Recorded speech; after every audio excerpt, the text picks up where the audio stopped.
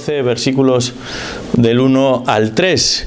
Este es el texto que hemos venido estudiando últimamente. Dice ahí: por tanto, puesto que tenemos en derredor nuestro tan gran nube de testigos, despojémonos también de todo peso y del pecado que tan fácilmente nos envuelve, y corramos con paciencia la carrera que tenemos por delante.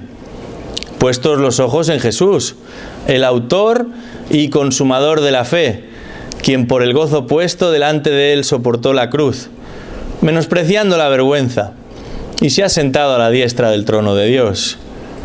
Considerad pues a aquel que soportó tal hostilidad de los pecadores contra sí mismo, para que no os canséis ni os desaniméis en vuestro corazón.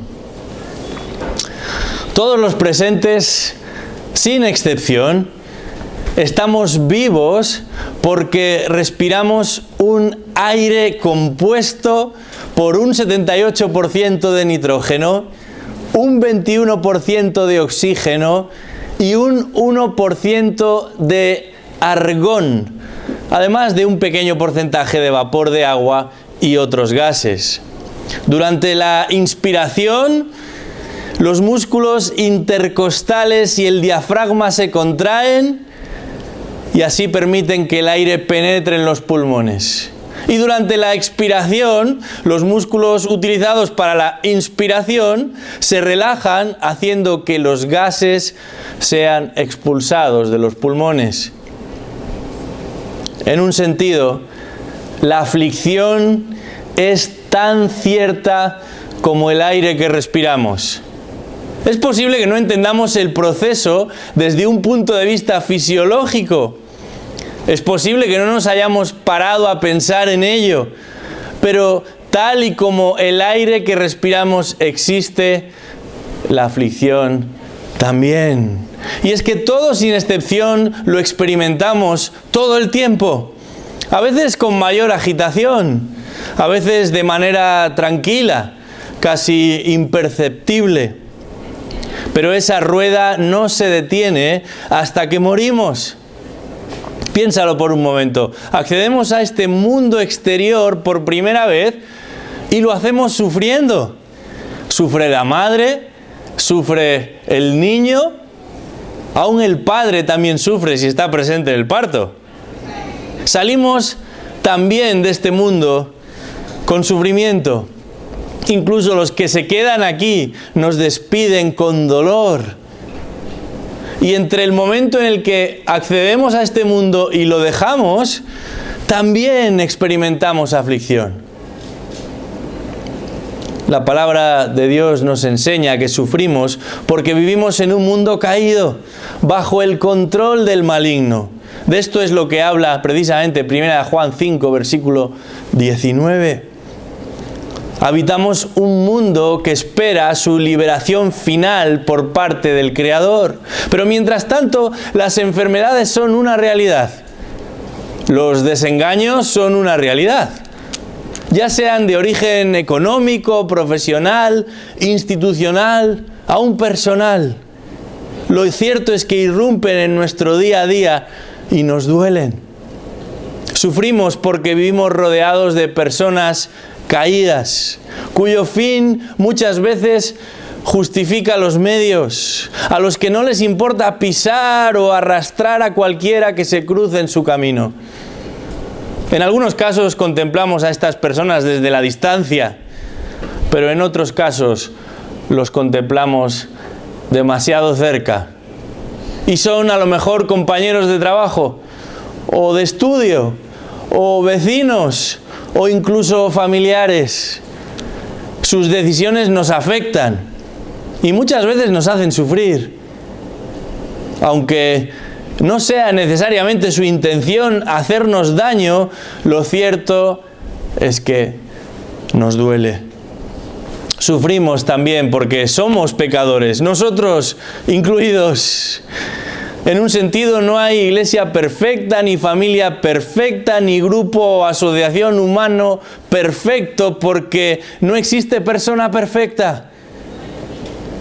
Mientras tú o yo formemos parte del plan, ese plan ya no va a ser perfecto.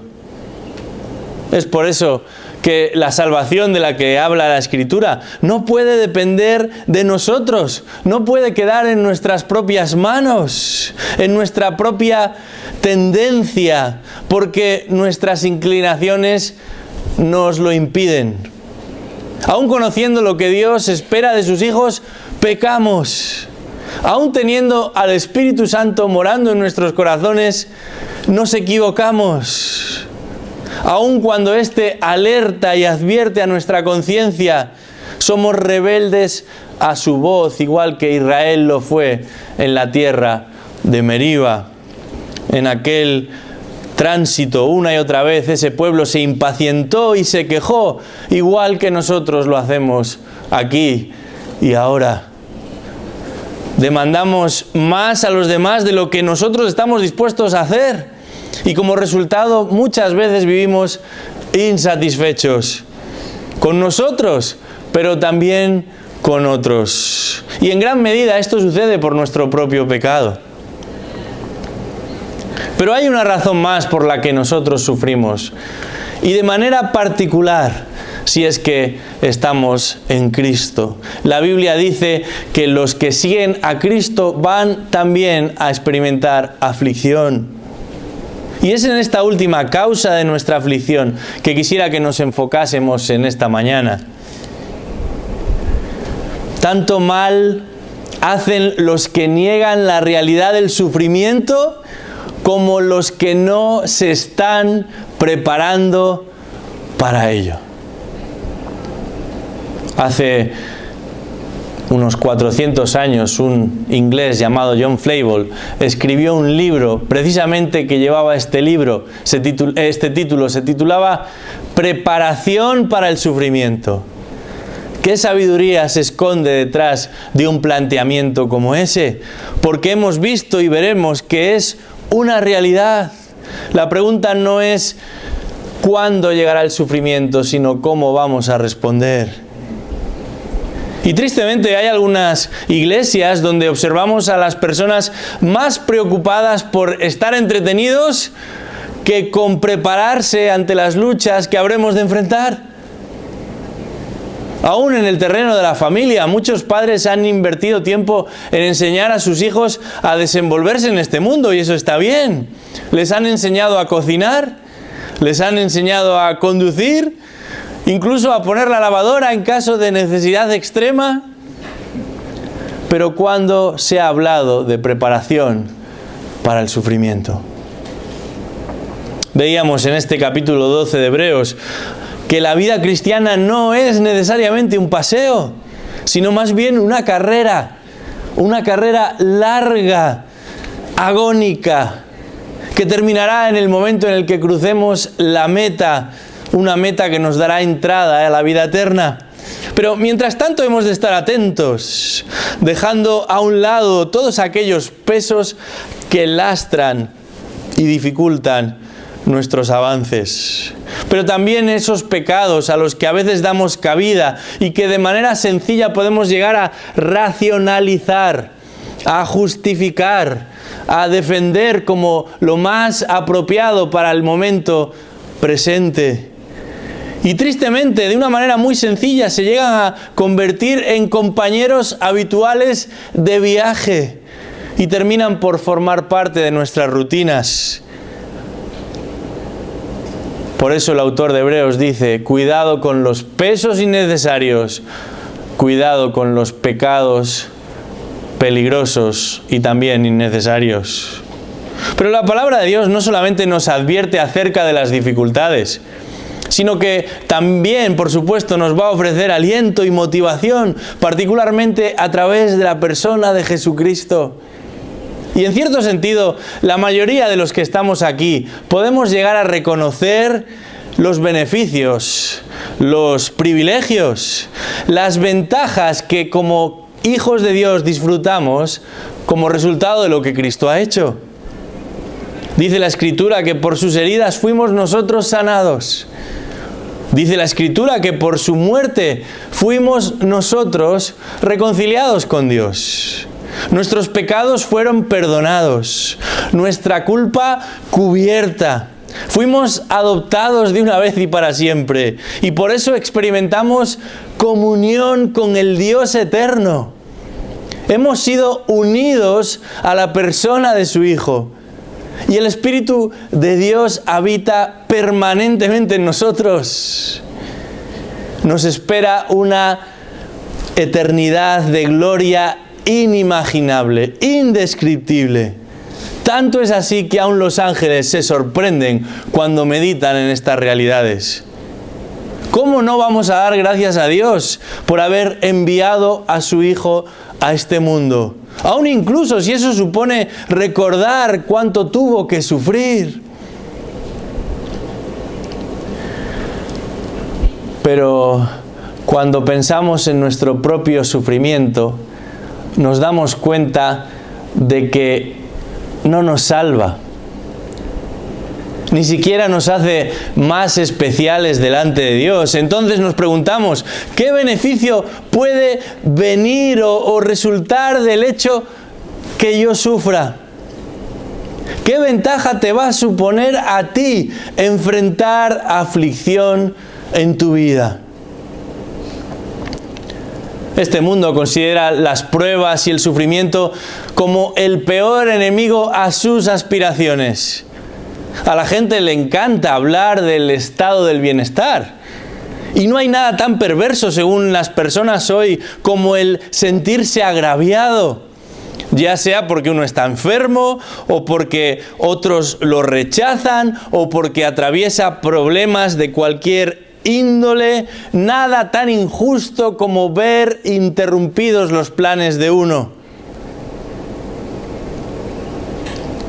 Al punto que nunca tantas personas se han quitado la vida, mientras que en otros lugares la eutanasia también se ha convertido en un derecho. Cada vez hay más personas dispuestas a morir antes que a sufrir. La consigna es clara: hay que escapar de la aflicción, sea como sea, aunque te cueste la vida. Y sin embargo, cuando nos acercamos a la Escritura, y en particular a este capítulo 12 del libro de Hebreos, nos damos cuenta de que las pruebas, el sufrimiento o la aflicción son una realidad. De manera particular, son parte de la experiencia del cristiano.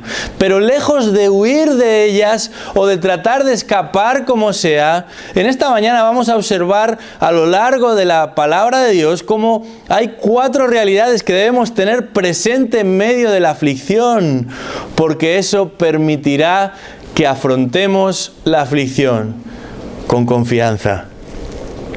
Con confianza.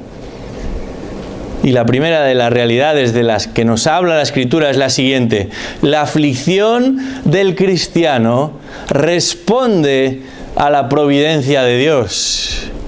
La aflicción del cristiano responde a la providencia de Dios. Al contrario de lo que muchos piensan hoy, las dificultades no son accidentes, no son contratiempos, no son consecuencia de un error de fábrica. La Biblia nos recuerda que absolutamente nada de lo que sucede está fuera de lo que Dios ha previsto para nosotros. Y a lo largo de sus páginas nos encontramos con personas que tuvieron que aprender esto, muchas veces por las malas. Vamos un momento al capítulo 50 del libro de Génesis, porque allí nos encontramos a un José que está en lo más alto de la jerarquía egipcia. Después que él solo está el faraón. Es un hombre respetado, temido. Las personas lo buscan para recibir consejo y también ayuda. Pero no siempre fue así. Por mucho tiempo este hombre se preguntó: ¿qué está pasando conmigo? ¿Qué está pasando en mi vida? Cada vez voy de mal en peor, y después de ser vendido por sus propios hermanos como esclavo, es acusado injustamente en la casa donde servía y condenado a prisión. Y una vez en la prisión, a pesar de tener un comportamiento ejemplar, va a ser olvidado aún por aquellos a los que había prestado ayuda. Y cuando ya parece que no hay esperanza para este hombre, el Señor lo saca de lo profundo de la cárcel y lo coloca en lo más alto del imperio más poderoso de su época. Sus hermanos, los que iniciaron todo este círculo de decadencia, están preocupados porque su padre ha fallecido, y a lo mejor ahora que el padre no está, este hermano va a tomar venganza de lo que habían hecho, vendiéndole como esclavo. Así que preparan una estrategia que está ahí en Génesis capítulo 50, a partir del versículo 15, para hablar con su hermano y tratar por todos los medios que no castigue a estos hermanos por lo que habían hecho con él. Dice el versículo 15 de Génesis 50, al ver los hermanos de José que su padre había muerto, dijeron: quizá José guarde rencor contra nosotros y de cierto nos devuelva todo el mal que le hicimos. Entonces, fíjate que no se atrevieron ni a presentarse ellos mismos. Enviaron un mensaje a José diciendo: tu padre mandó antes de morir diciendo, así diréis a José: te ruego que perdones la maldad de tus hermanos y su pecado, porque ellos te trataron mal. Y ahora te rogamos que perdones la maldad de los siervos del Dios de tu padre. Y José lloró cuando le hablaron. Entonces sus hermanos vinieron también y se postraron delante de él y dijeron: he aquí, nosotros somos tus siervos. Pero José les dijo: no temáis, ¿acaso estoy yo en lugar de Dios? Vosotros pensasteis hacerme mal, pero Dios lo tornó en bien para que sucediera como vemos hoy y se preservara la vida de mucha gente. Qué interesante que aún los que habían llevado a cabo ese acto de maldad contra su hermano no eran conscientes de que, por supuesto, fueron responsables, pero si sucedió es porque Dios así lo permitió. Esto mismo tuvo que aprender Job, aquel hombre tan renombrado en su época, rico, poderoso, respetado, amado por muchos. En un momento determinado se vio desposeído de todo, inclusive de sus propios hijos. Pero nos damos cuenta de que esto no sucede porque Job hizo algo malo, o porque simplemente coincidieron en el tiempo un número enorme de desgracias justamente para con la misma persona. Nos dice el libro de Job que ni siquiera fue el diablo el que intervino. Fue Dios mismo el que inició y mantuvo control sobre las desgracias que Job llegó a experimentar. Fíjate lo que dice el capítulo 1 del libro de Job, versículo 6. Hubo un día cuando los hijos de Dios vinieron a presentarse delante del Señor, y Satanás vino también entre ellos. Y el Señor dijo a Satanás: ¿de dónde vienes? Entonces Satanás respondió al Señor y dijo: de recorrer la tierra y de andar por ella. Y el Señor dijo a Satanás: ¿te has fijado en mi siervo Job? Porque no hay ningún como él sobre la tierra, hombre intachable y recto, temeroso de Dios y apartado del mal. Respondió Satanás al Señor: ¿acaso teme Job a Dios de balde? ¿No has hecho tú una valla alrededor de él, de su casa y de todo lo que tiene por todos lados? Has bendecido el trabajo de sus manos y sus posesiones han aumentado en la tierra. Pero extiende ahora tu mano y toca todo lo que tiene. Verás si no te maldice en tu misma cara. Entonces el Señor dijo a Satanás: he aquí, todo lo que tiene está en tu poder, pero no extiendas tu mano sobre él. Y Satanás salió de la presencia del Señor. Es Dios Ni siquiera el diablo, el que autoriza una actuación tan severa en contra de Job. Y lo hace para que entienda lo que hasta ese momento su riqueza, su prestigio o su religión no le permitían ver. Que solamente Dios es Señor sobre cielos y tierra.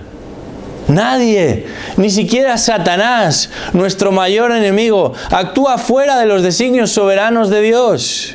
Nadie puede hacer lo que quiera a menos que Dios lo autorice, porque nada se escapa a su control soberano. Y aún el mal es un instrumento útil en sus manos. Solamente cuando perdió todo, Job pudo comprender lo más importante, y es que Dios es el dueño de todo. Esto mismo le sucedió a otro gran poderoso, un hombre que verdaderamente era respetado y adorado por todos, literalmente, y los que así no procedían inmediatamente pasaban a la lista negra. El libro de Daniel nos habla de Nabucodonosor, de nuevo en su época, el más poderoso de los reyes. Un hombre que pensaba que todo lo que había logrado lo había conseguido él. Y en un momento determinado Dios va a intervenir en la vida de esta persona y le va a mostrar que si Dios así lo quiere, en un instante puede ser desposeído de todo, incluso de su cordura.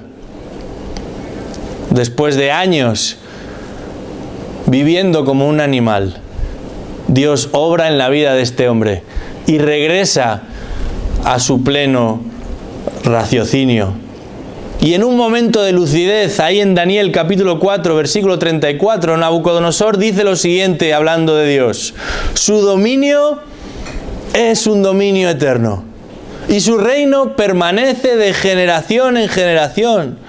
Y todos los habitantes de la tierra son considerados como nada, mas Él actúa conforme a su voluntad en el ejército del cielo y entre los habitantes de la tierra. Nadie puede detener su mano ni decirle: ¿qué has hecho? Qué tremenda comprensión finalmente alcanzó este hombre, por tantos años soberbio y orgulloso, pero finalmente consciente de que el único que puede obrar como quiere, cuando quiere y donde quiere, es el dueño, el Señor, el Dios de cielos y tierra. Juan Calvino escribió lo siguiente: la ignorancia de la providencia es la mayor de las miserias, pero el conocimiento de ella, la mejor de las felicidades. Cuando entendemos, igual que José, igual que Job, o igual incluso que este Nabucodonosor, que es Dios el que gobierna todo, en lugar de temer la realidad, la afrontamos con confianza. En lugar de preocuparnos por lo que vendrá, nos aferramos al Dios que construye el tiempo y el espacio y descansamos en Él. La Biblia nos enseña que Él es Señor sobre toda situación, sobre toda decisión, incluido también tu dolor. Él lo ha previsto y Él lo ha provisto en el momento exacto y en la medida exacta. Pero no olvides esto: su voluntad es siempre buena, agradable y perfecta. Y eso nos lleva directamente al siguiente elemento que debería animarnos en medio de las dificultades. Hemos hablado de cómo la aflicción del cristiano, de alguna manera, responde a la providencia de Dios. Pero también debemos afirmar lo siguiente: la aflicción del cristiano revela la paciencia de Dios. Y esto puede que te choque un poco. ¿Cómo es que Dios está siendo paciente en medio de mi aflicción? Algunas personas, aun entre los que se hacen llamar creyentes, se rebelan contra Dios cuando llega la aflicción. De hecho, uno de los grandes argumentos en contra de la existencia de Dios es que si Dios existe y es bueno, no puede permitir el mal. Porque si el mal existe, entonces es que Dios o no es bueno o no es lo suficiente poderoso como para impedirlo. Muchas personas no entienden cómo Dios puede permitir ciertas cosas en su vida. Piensan quizás que merecen algo más, algo mejor. Y sin embargo, cuando nos acercamos a la Escritura, nos damos cuenta de que el problema no está en Dios, sino en esta manera de pensar. Porque es totalmente errónea y torcida. Porque la realidad, según lo que Dios nos enseña, es que nosotros no merecemos absolutamente nada. No merecemos algo mejor, sino que merecemos algo mucho peor. Efesios 2, versículo 3 afirma que todos somos por naturaleza hijos de ira. Porque dice Isaías 48, versículo 8, que todos sin excepción somos rebeldes desde el seno materno.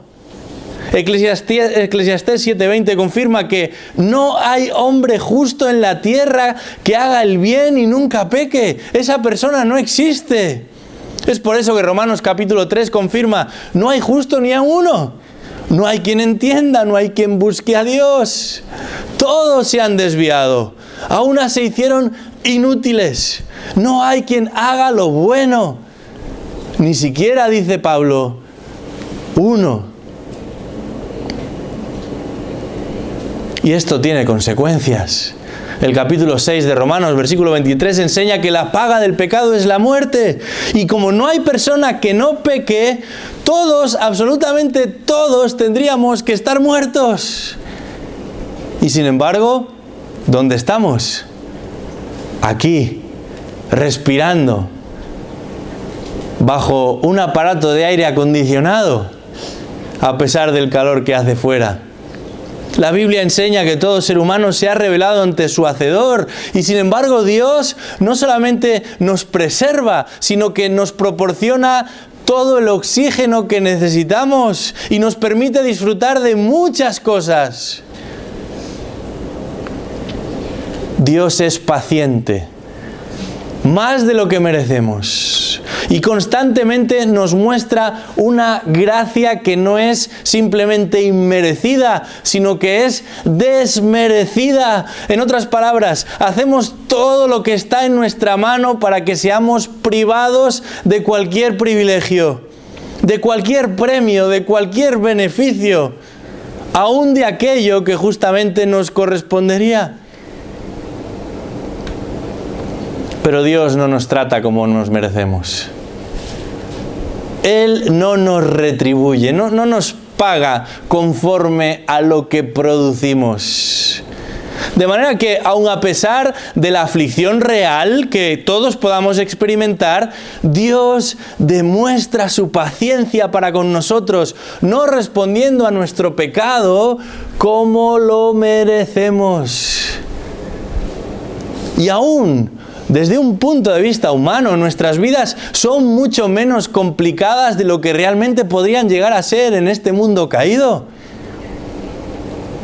Dios nos da una respuesta distinta a la que realmente deberíamos obtener. Ya sea preservándonos, lo que llamamos gracia común, o incluso también salvándonos, lo que llamamos gracia especial, abundante de Dios. El hecho es que Dios no nos trata como nos merecemos. Aún en medio del sufrimiento podemos reconocer esto y debemos afirmar esto.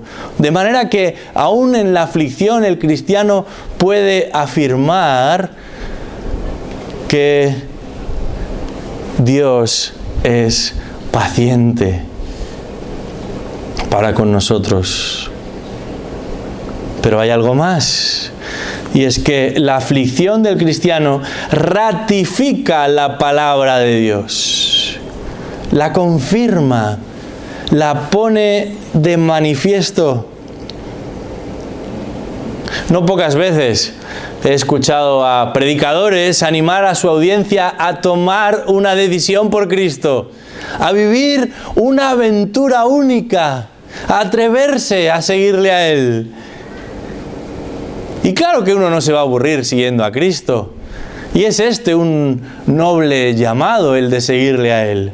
Pero sospechosamente la mayoría de estos predicadores olvidan mencionar la otra parte del mensaje. Como si hablar de ello significase poner de manifiesto que algo ha salido mal. No dicen nada del sufrimiento, no dicen nada de las dificultades. Sin embargo, cuando nos acercamos a la palabra de Dios, nos damos cuenta de que el sufrimiento y la aflicción confirma lo que Dios ha prometido que sucedería. Dice el Salmo 34, versículo 19, muchas son las aflicciones del justo. Jesús mismo, a lo largo de su ministerio, nunca engañó ni manipuló a sus seguidores para que le acompañaran. No es que simplemente enfatizaba la parte, vamos a decirlo así, bonita de su discurso y escondía la otra para que nadie se fuese. En una de las lecciones más importantes que jamás enseñaría a sus discípulos, allí en el capítulo 16 de Juan, en el llamado aposento alto, Jesús les dijo, en el mundo tendréis aflicción. Vamos por un momento a Filipenses capítulo 1. Filipenses 1. Y leamos juntos el versículo 29.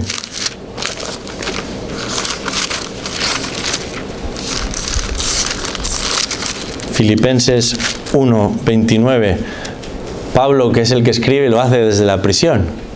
Así que no está sino confirmando lo que va a decir a continuación. Dice, porque a vosotros se os ha concedido por amor de Cristo, no solo creer en Él, sino también sufrir por Él, sufriendo el mismo conflicto que visteis en mí y que ahora oís que está en mí.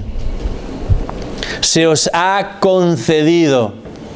Esta es una palabra compuesta en el griego que significa literalmente se os ha dado por gracia, gratuitamente como un regalo. Y el verbo está en voz pasiva. Eso indica que el sujeto recibe la acción. En otras palabras, no es lo mismo que seamos nosotros los que hacemos el regalo a que seamos nosotros los que recibimos el regalo. Y en este caso es un regalo que contiene dos elementos. Por un lado, el apóstol nos dice que se nos ha concedido por gracia el regalo de la salvación. Dice ahí que la salvación es un regalo. Se os ha concedido por amor de Cristo creer en Él. ¡Qué bien! Gracias a Dios. Un regalo que no podíamos comprar en ninguna tienda, que ni con todo el dinero del mundo habríamos logrado por nosotros mismos. Pero este regalo tiene otro componente, y no solo la salvación es un regalo, sino que la aflicción es un regalo también. Dice ahí, no solo creer en Él, sino también sufrir por Él. La mayoría de los que estamos aquí estaremos de acuerdo con la primera parte. La salvación es un regalo. Varias veces Pablo se refiere a los hermanos como participantes del Evangelio, de la gracia, del gozo. Sin embargo, a continuación va a hablar de otro tipo de participación que no suena tan agradable. Ya hemos visto que a veces sufrimos a consecuencia de nuestras acciones o decisiones, o incluso como consecuencia de las acciones y decisiones de otros. Pero aquí se está relatando una clase de sufrimiento que es consecuencia directa de nuestra posición en Cristo. Dice el versículo 29, por causa de Cristo. Otras versiones traducen como por amor de Cristo. Y Pablo advierte a los creyentes que la persecución no es exclusivamente para con una élite de pastores o de apóstoles. Dice el versículo 30, sufriendo el mismo conflicto que visteis en mí y que ahora oís que está en mí, sufriendo vosotros también. La palabra de Dios es clara. No se habla de posibilidades ni probabilidades. El Nuevo Testamento asegura que los creyentes van a experimentar aflicción. De hecho, 2 Timoteo 3:12 dice, todos los que quieren vivir piadosamente en Cristo Jesús padecerán persecución. Ya sea en el trabajo, en el estudio, en nuestras relaciones personales o familiares, la aflicción es segura. Pero lejos de desanimarnos, lo que tendríamos que pensar es que la palabra de Dios es confiable, es fehaciente, es verdadera, y en lo bueno que es la salvación podemos descansar en que lo que se dice es cierto, y aun en lo difícil que es la aflicción podemos descansar en que lo que se dice es cierto. Tan cierto como que sufrimos es que Él nos ha otorgado salvación. Tan cierto como que tenemos una esperanza de gloria es que enfrentamos dificultades en este mundo. Y sin embargo, no nos desanimamos, porque aún en medio de la aflicción hay algo más que resulta evidente. Y eso podríamos enunciarlo de la siguiente manera, y este va a ser el último de los elementos que veamos hoy. Los demás los dejamos para la próxima vez. Es el siguiente: la aflicción del cristiano refleja la protección de Dios. Refleja la protección de Dios. Vamos por un segundo al Salmo 23. ¿A quién no le gusta leer el Salmo 23? No solamente en los entierros se puede leer este salmo, ¿verdad? Deberíamos leerlo más a menudo. Algunos lo tienen reservado solamente para el momento más triste y más difícil, pero es fuente de ánimo para el creyente en todo tiempo. Salmo 23, versículo 1 dice: El Señor es mi pastor, nada me faltará. En lugares de verdes pastos me hace descansar. Junto a aguas de reposo me conduce. Él restaura mi alma, me guía por senderos de justicia, por amor de su nombre. Aunque pase por el valle de sombra de muerte, no temeré mal alguno, porque tú estás conmigo. Tu vara y tu cayado me infunden aliento. Tú preparas mesa delante de mí en presencia de mis enemigos. Has ungido mi cabeza con aceite. Mi copa está rebosando. Ciertamente el bien y la misericordia me seguirán todos los días de mi vida, y en la casa del Señor moraré por largos días. Este es el salmo del pastor, pero también de las ovejas. Y notamos que las ovejas no siempre están tumbadas en la hierba fresca. En realidad pasan más tiempo de viaje. Y eso supone atravesar a veces lugares áridos y otras veces lugares húmedos, pero sobre todo lugares estrechos, difíciles, oscuros. Y lo que garantiza que van a llegar a la meta, al destino deseado, no es otra cosa que la presencia del pastor. ¿Y cómo saben que el pastor está con ellos? No porque se encuentran permanentemente en un lugar de reposo, en un lugar de descanso continuo, sino porque aún en medio de la oscuridad, el pastor los acompaña. Con su vara los defiende de sus enemigos y con su cayado las dirige por el camino recto. Es precisamente en los momentos más complicados para el rebaño que la protección del pastor se hace más evidente. Cuando las ovejas están comiendo tranquilamente, el pastor no las interrumpe ni las molesta. Probablemente se olvidan de que está allí en medio de ellos. Pero cuando atraviesan esos lugares difíciles y sienten temor y no quieren avanzar más, es ahí donde la presencia del pastor se hace más obvia. Algunos analistas piensan que este mundo no se enfrenta a una crisis tan grande desde los tiempos de la Segunda Guerra Mundial. Y todo el planeta se encuentra confundido en este momento. Vivimos un momento oscuro, de incertidumbre a todos los niveles. Y más allá de eso, cada uno de nosotros experimenta situaciones difíciles de manejar. Se trata de un momento oscuro para todos, menos para Dios. Dice el Salmo 139 que ni aun las tinieblas son demasiado oscuras para Él. Y es precisamente en el valle de sombra de muerte que su presencia se va a hacer más notable. Esta protección de la que nos habla el texto viene directamente de parte de Dios. Dios no es como esos políticos que solamente aparecen para hacerse la foto. Su protección se hace incluso más notable cuando aparentemente todo marcha mal.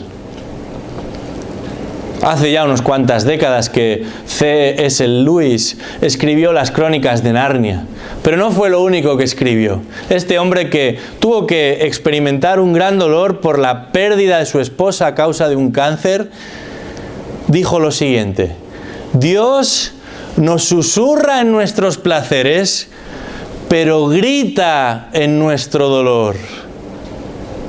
Y este versículo 4 del Salmo 23 nos dice algo muy similar. No temeré mal alguno, no porque no existe el mal, sino porque tú estás conmigo.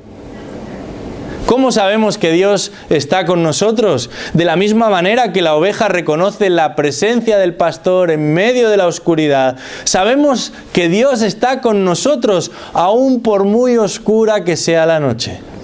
No por la ausencia de dificultades, sino porque Él mismo nos protege, aún en medio de dificultades. Y lo hace de peligros que ni siquiera somos conscientes.